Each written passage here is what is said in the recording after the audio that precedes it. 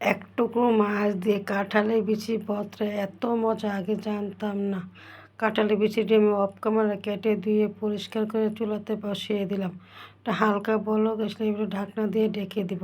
আমি অন্য একটা চুলাতে কড়াই বসিয়ে দিয়ে অল্প একটু তেল দিয়ে 4-5টা শুকনো মরিচ আর 7-8টা কাঁচামরিচ ভালোভাবে নেড়ে ছেড়ে ভেজে নিয়েছি। এবার নামিয়ে নেব। এবার দিয়ে দিলাম কয়েকটা রসুন কটা আমি আস্তে আস্তে ভালোভাবে নেড়ে চেড়ে ভেজে নেব। এটা ভাজা হয়ে গেছে, এবার আমি নামিয়ে নেব। আসসালামু আলাইকুম বন্ধুরা, আপনারা সবাই কেমন আছেন? আমিও আল্লাহর রহমতে ভালো আছি। কড়াইতে একটু দিয়ে দিলাম সামান্য একটু তেল। তেলটা গরম হয়ে গেছে, দিয়ে দিলাম এক টুকরা মাছ। মাছের পিসটা আমি অফ ক্যামেরা একটু হলুদ আর লবণ দিয়ে ভালোভাবে মেখে নিয়েছি। এটা এবার নেড়ে চেড়ে ভালোভাবে ভেজে নেব। এবার ভাজা হতে থাক। এবার আমি কাঁঠালের বিচি দেখবো সিদ্ধ হয়েছে কিনা। এটা সিদ্ধ হয়েছে, পানিটা শুকিয়ে নেব। ভিডিওটা দেখতে দেখতে যারা এ পর্যন্ত চলে এসেছেন একটা লাইক দিতে ভুলে গেছেন, একটা লাইক দিয়ে ভিডিওটা কন্টিনিউ করবেন, ফলোয়ার্স করে দেখে নেবেন। এবার মাছটা ভাজা হয়েছে, এবার নামিয়ে নেব।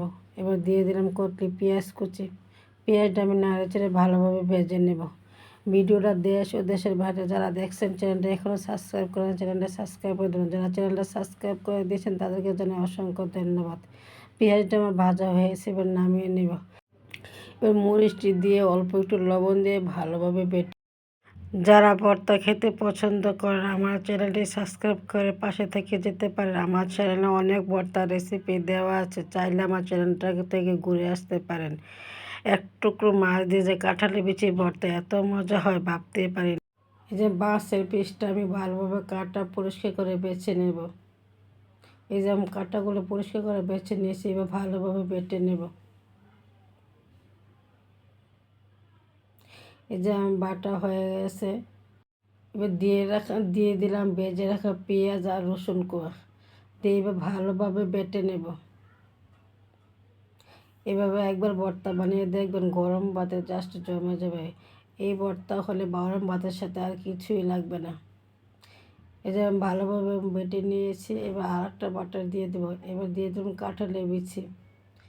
কাঁঠালের বিচিটা দিয়ে আমি ভালোভাবে বেটে নেব।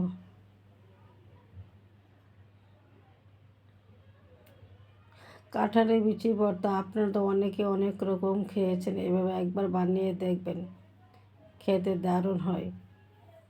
এবার কাঁঠালের বিচিটি ভালোভাবে বেটে নেওয়া হয়। সবগুলো উপকরণ আমি ভালোভাবে মিশিয়ে নিয়েছি। এবার আর একটা বাটা দিয়ে দিব।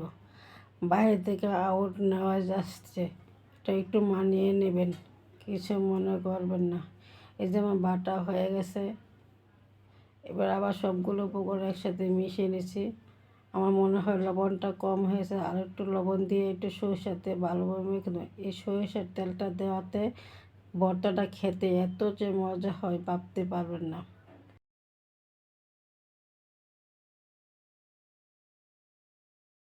এবার ভর্তাটা আমি গোল গোল শেপ করে নেব। এই যে আমার ভর্তাটা কমপ্লিট হয়ে গেছে।